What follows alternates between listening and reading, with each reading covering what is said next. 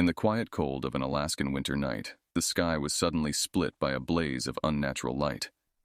Mike, now living a quieter life after his Air Force days, was outside his cabin when he witnessed it.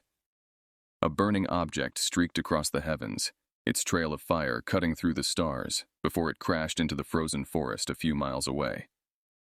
Without a second thought, Mike grabbed his heavy coat and emergency kit. His instincts as a pilot kicked in. Someone might need help, and he might be the only chance they had. His truck rumbled to life, old but reliable, and he headed towards the crash site, guided by the fiery glow against the night sky. Reaching the vicinity of the crash, Mike parked his truck behind a thick copse of trees and proceeded on foot. The air smelled of burnt metal and ozone, a clear sign that whatever had come down was no ordinary meteorite or satellite. As he approached, he saw the wreckage of what was unmistakably an alien spacecraft embedded in the ice and snow. Carefully, Mike climbed over the twisted metal. The hull of the spacecraft was torn open, exposing a flickering interior lit by panels of alien symbols and dim lights. Inside, he found chaos, wires sparking and the remnants of what looked like control panels strewn about. Then he heard a faint moaning from beneath a collapsed panel. He moved towards the sound, pushing aside debris, and found an alien girl. Her skin shimmered like the aurora in the sky above, hues shifting subtly. She was clearly injured, struggling to breathe. "Hang on, I'm here to help you," Mike said gently, as if she could understand him. He carefully lifted the panel off her, assessing her injuries. She had a deep gash on her leg and appeared to have multiple bruises, but no injuries seemed immediately life-threatening. Using his emergency kit, he bandaged her leg as best he could and helped her into a sitting position. Her eyes flickered open, glowing softly with a light blue hue, focusing with visible effort on Mike. She spoke in a series of soft, musical tones that were clearly a language, though not one Mike could decipher. "No need to try and talk," Mike said. "I'm going to get you out of here." Understanding or not, she seemed to sense his intent to help, her body relaxing slightly. Mike supported her as they moved slowly back to his truck. He laid her down in the back seat, covering her with blankets to ward off the freezing temperatures. As he drove back to his cabin, Mike's mind raced. He knew he should report this to his former contacts in the military, but something held him back. She was clearly vulnerable and alone. For now, at least until he understood more, he would keep her safe and hidden. Back at his cabin, as he helped her inside and settled her on a makeshift bed, Mike wondered about the repercussions of his decision. Whatever came next, he knew his life had changed forever tonight. He looked at the alien girl, her chest rising and falling evenly now, and felt a resolve strengthen within him. He would protect her no matter what. Inside the warmth of Mike's cabin, Lyra, the alien girl, gradually regained her strength. The harsh Alaskan winter howled outside, but the sturdy walls kept the cold at bay. Over the next few days, Mike observed Lyra's recovery, noting her resilience despite her injuries. He used his old tablet to document her symptoms and recovery, thinking it might help in understanding her biology. Lyra, in turn, was slowly adapting to her new environment. Her initial wariness gave way to a cautious curiosity about Mike and his world. Despite the language barrier, they began to communicate through gestures and expressions. Mike learned that Lyra could understand some English, though speaking it seemed beyond her capability. One evening, as the aurora borealis danced across the sky, Lyra pointed at it, then at herself. Mike nodded, realizing she was trying to tell him she was from somewhere in the cosmos where such lights were common. He showed her a map of the galaxy on his computer, and she pointed excitedly to a remote sector, her fingers tracing paths between stars, her home clearly far beyond human reach. Realizing the gravity of her situation, Mike knew Lyra needed more than just medical help. She needed to get a message home. He rigged up an old radio transmitter, hoping it might catch some frequency her people used. Lyra watched intently, her bright eyes analyzing every move he made, occasionally guiding his hands with a gentle touch to make adjustments beyond his understanding. The cabin was filled with the crackle of static as nights passed with them huddled around the equipment, tweaking and turning dials. Finally, a series of sharp beeps broke through the noise. Lyra's face lit up with a mix of joy and relief. She quickly responded with a complex series of tones. After a tense wait, the machine crackled back to life, and a voice, melodic and alien, filled the room, speaking in her tongue. Lyra conversed rapidly, her voice a mix of urgency and excitement. Mike watched, understanding none of the words but feeling the weight of the moment. When the conversation ended, Lyra turned to him, her expression somber. She sketched quick, vivid pictures of her planet, Valoria, and of people, her people, caught in what looked like a battle. She pointed to herself, then to the images, making it clear she was a key figure in whatever conflict was unfolding. It dawned on Mike that Lyra was not just an alien. She was a political refugee, perhaps even royalty, on the run from forces that wanted her captured or dead. The responsibility weighed heavily on him, but his decision to help her felt more right than ever. That night, as Lyra slept, Mike sat by the fire, pondering the enormity of what lay ahead. He had ventured into unknown territory, far beyond the scope of any of his previous life's challenges. Yet, the resolve in Lyra's eyes, her trust in him, fortified his determination to stand by her. Whatever came next, they would face it together. As Lyra's strength returned, so did her concern for their safety.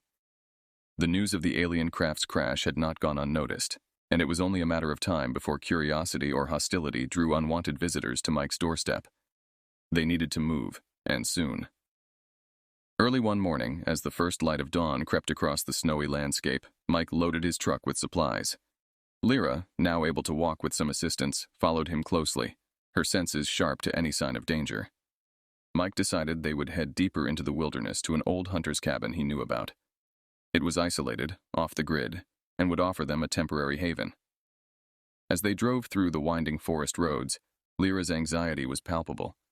She kept her eyes fixed on the mirrors, watching for any sign of pursuit. Her fears were not unfounded.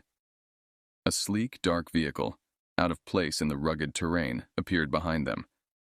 It was clear they were being followed. Mike pushed his old truck as fast as it could go, but it was no match for their pursuers' modern technology. Realizing they couldn't outrun them, he took a sharp turn down a less traveled path, hoping to lose them in the dense forest. The chase intensified, with the pursuer matching every move Mike made. Just as the situation seemed desperate, Lyra pointed to a narrow pass between two cliffs. It was a risk. The pass was barely wide enough for the truck, but it was their only chance. Mike steered the truck towards the pass, branches scraping the sides of the vehicle as they squeezed through. The pursuer hesitated, giving them a few crucial moments to widen the gap. Emerging from the pass, they found themselves in a secluded area with thick underbrush. Mike drove the truck into a copse of trees, covering it with branches and leaves for camouflage. They continued on foot, Lyra leading the way with surprising agility given her recent recovery. Hours later, they arrived at the hunter's cabin. It was rustic and bare, but it provided the cover and security they needed. As they settled in, Lyra explained that the pursuer was likely a bounty hunter from her planet, skilled at tracking and relentless in their pursuit. Her people, the Valorians, were known for their technological prowess, which made evading capture all the more difficult.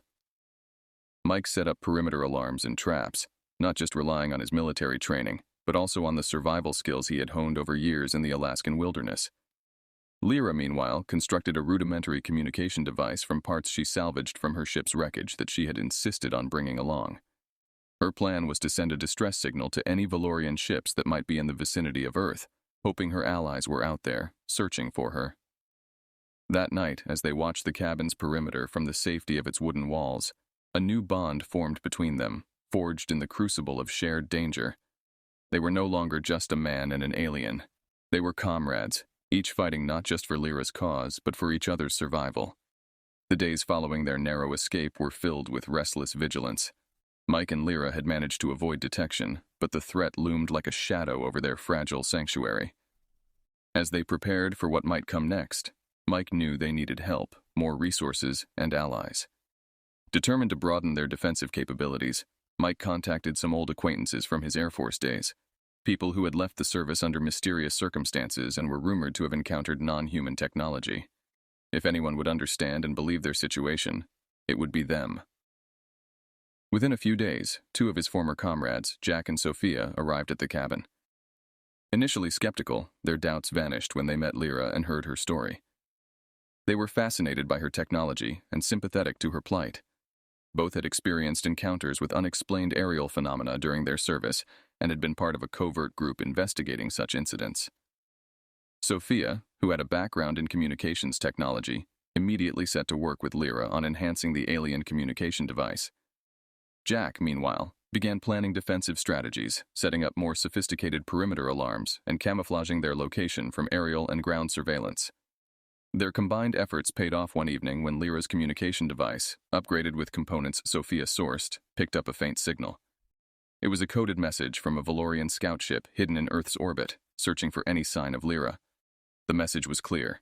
Help was close, but so was danger. The coup on Valoria had intensified, and Lyra's enemies were using all their resources to track her down. The group decided to move to a new location to send a strong signal back to the scout ship. They chose a remote mountain area known for its minimal electromagnetic interference. The journey was risky, as they needed to transport Lyra's delicate equipment safely while avoiding detection by the bounty hunter who was still relentlessly pursuing her. As they traveled to the new site, Mike and Lyra discussed her home planet, her people's culture, and their technological advancements. Lyra shared stories of Valoria's vast cities and the bioluminescent forests that covered its surface.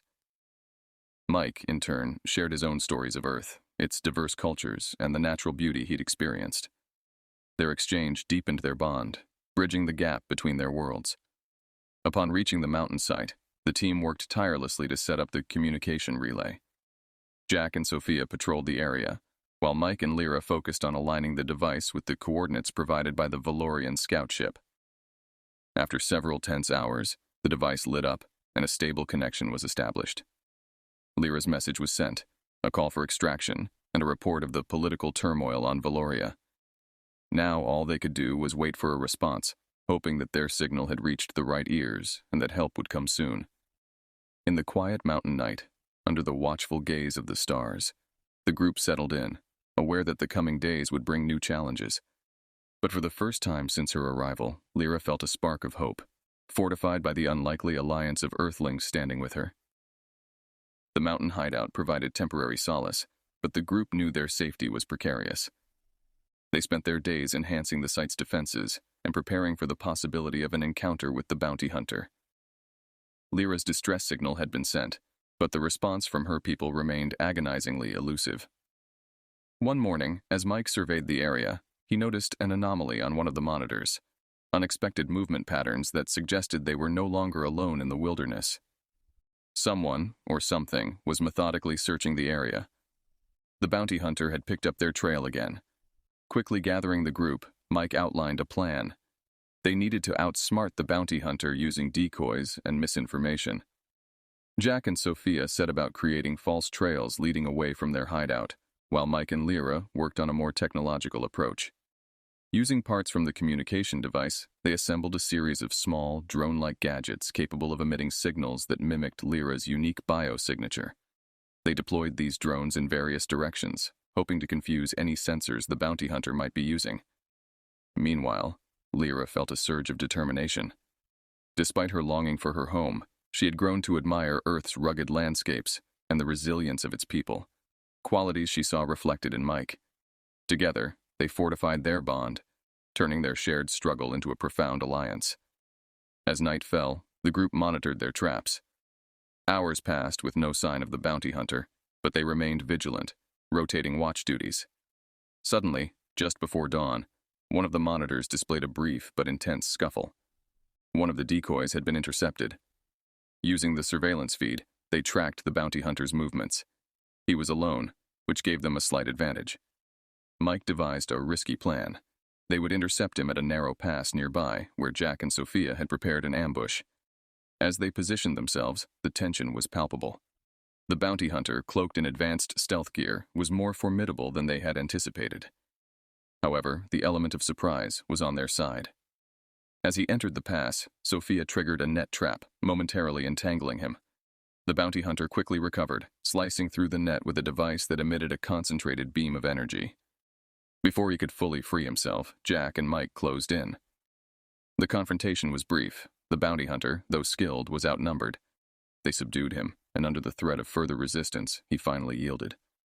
With the bounty hunter secured, Mike approached him, hoping to gain insight into who had sent him. The bounty hunter, realizing his situation was dire, offered information in exchange for his release. He revealed that he was hired by a rival faction on Valoria that sought to eliminate Lyra to prevent her from reclaiming her rightful position in their society. This information was a double-edged sword. It confirmed Lyra's importance and the lengths her enemies would go to stop her, but it also underscored the support she must have back home. The group decided to keep the bounty hunter detained until they could ensure a safe extraction for Lyra. As dawn broke over the mountains, the team felt a renewed sense of purpose. They had not only survived another encounter, but had also gained valuable intelligence. Lyra's resolve to return and fight for her people grew stronger, supported by her Earthborn comrades who had come to share her cause. After their encounter with the bounty hunter, the group felt a mix of triumph and unease. They had managed to capture a formidable foe and gain critical information, but it was clear that their challenges were far from over. The bounty hunter's revelations made it evident that Lyra's enemies were determined and resourceful. The group needed to act quickly to secure Lyra's safe return to Valoria. With the communication device now fully operational and continuously monitored by Sophia, the group awaited a response from the Valorian scout ship. Meanwhile, Mike and Jack focused on interrogating the bounty hunter, hoping to extract more details about the forces opposing Lyra. The bounty hunter, resigned to his fate, revealed that a powerful faction on Valoria had orchestrated the coup. They feared Lyra's progressive views would undermine their control over the planet's resources. He also disclosed that they were monitoring transmissions from Earth, which meant that Mike's location would soon be compromised again. Armed with this knowledge, the group decided to relocate once more, this time to an abandoned industrial site that Sophia knew about. It was less ideal in terms of comfort, but offered better opportunities for defense and was harder to access, giving them a strategic advantage. As they prepared for the move, a static-filled response finally came through the communication device. The Valorian scout ship had received Lyra's message and was planning an extraction. However, the situation was delicate. The scout ship had to avoid detection by their adversaries, who had enforced a blockade around Earth to capture Lyra. The extraction plan required precise timing and coordination.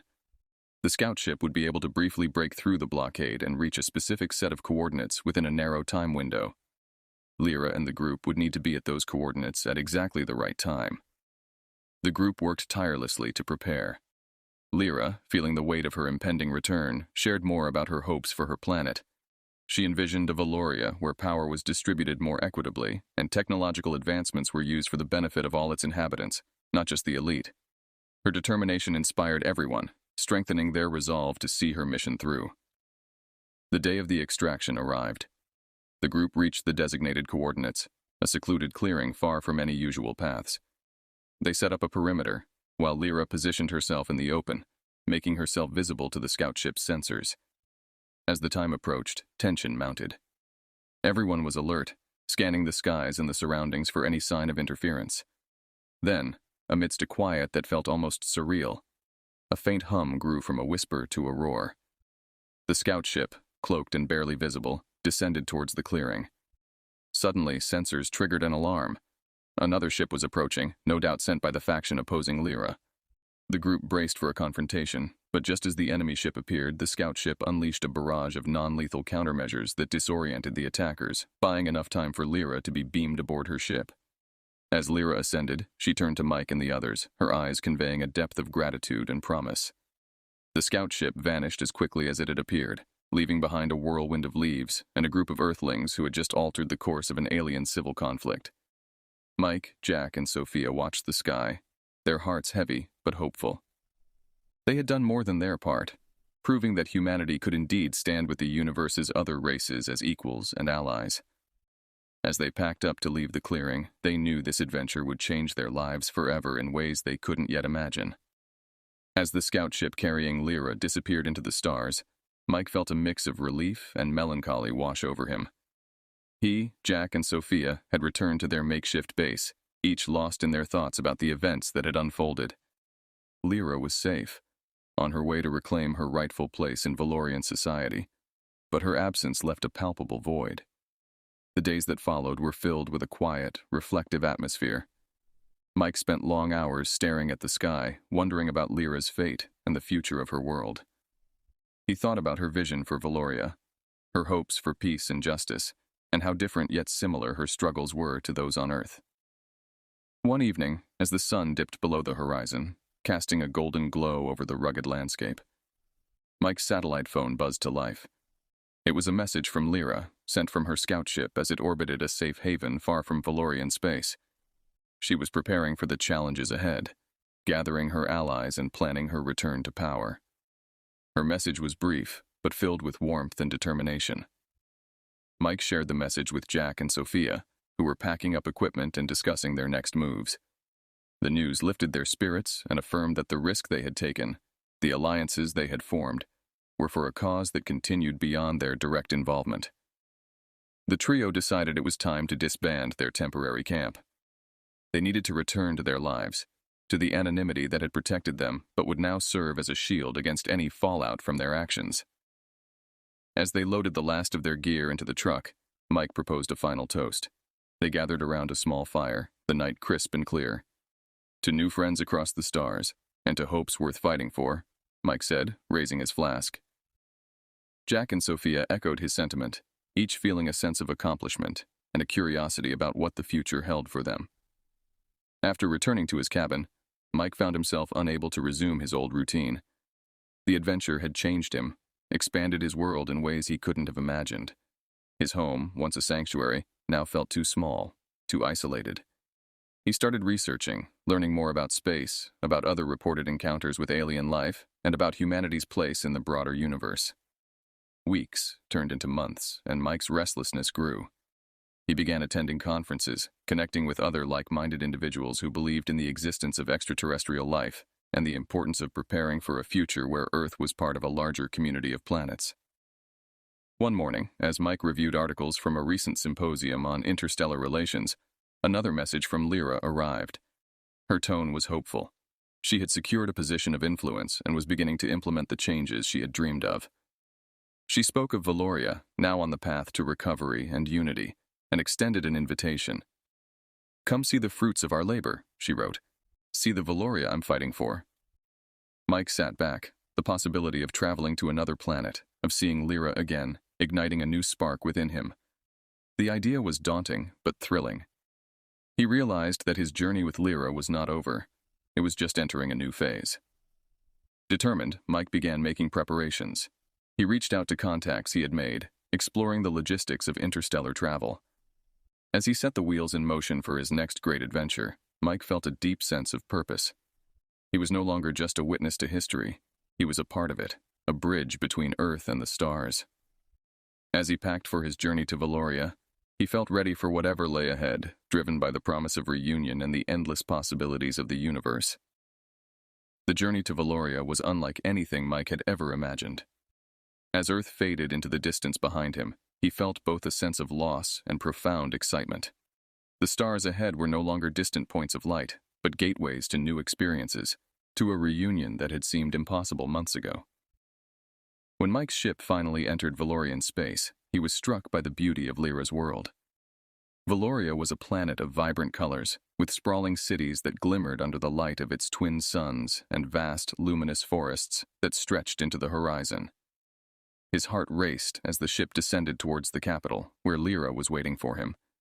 Their reunion was emotional and filled with a sense of wonder. Lyra greeted him not just as a hero of her world, but as a dear friend and confidant. She showed him the changes her leadership had brought. The technological advancements once hoarded by the elite were now enhancing the lives of all her people, and the divisions that had once marred her society were slowly healing. Over the days that followed, Mike was introduced to Valorian culture and its people.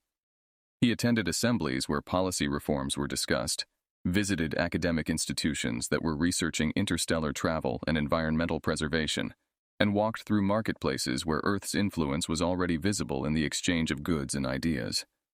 Lyra took him to the bioluminescent forests of Valoria, where they walked under the glow of its flora.